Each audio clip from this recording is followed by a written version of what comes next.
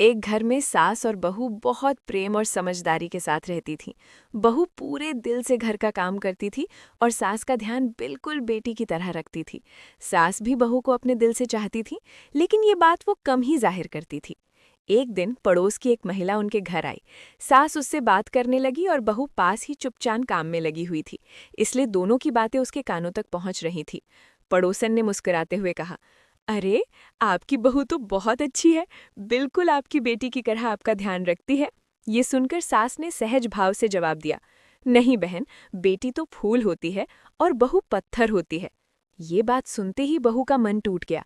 उसे लगा कि उसकी सारी मेहनत और प्यार की कोई कद्र नहीं है। उस दिन वो बहुत उदास हो गई। रात भर वो ठीक से सो नहीं पाई, करवटें बदलती रहीं और आंसू बहते रहे। अगले दिन भी वो रोज की तरह घर के काम में लगी रही, लेकिन उसके चेहरे की खुशी कहीं खो गई थी। सास ने बहू की उदासी देखी तो उसका मन बेचैन हो उठा। उसने प्यार से पूछा, बेटी, क्या बात है, तुम कुछ परेशान लग रही हो।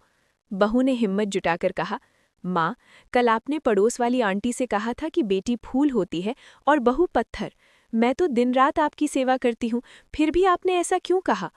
सास ये सुनकर मुस्कुरा दी और बहू का हाथ पकड़कर बोली, बेटा, तुम मेरी बात का गलत मतलब समझ गई। बेटी को मैंने फूल इसीलिए कहा क्योंकि वो नाजुक होती है और एक दिन दूसरे घर चली जाती है, और बहू को पत्थर इसीलिए कहा क्योंकि वो मजबूत होती है, पूरे घर को संभालती है और एक स्तंभ की तरह परिवार को जोड़े रखती है।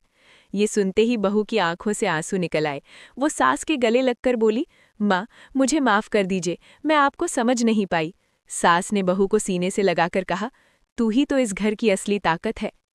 सीख, रिश्ते शब्दों से नहीं, भावना से समझे जाते हैं। सच्चा प्यार वही है जो गलत फहमियों के बाद भी और गहरा हो जाए। अगर आपको ऐसी दिल को छू लेने वाली इमोशनल कहानियां पसंद आती हैं तो वीडियो को लाइक करें और ऐसी ही कहानी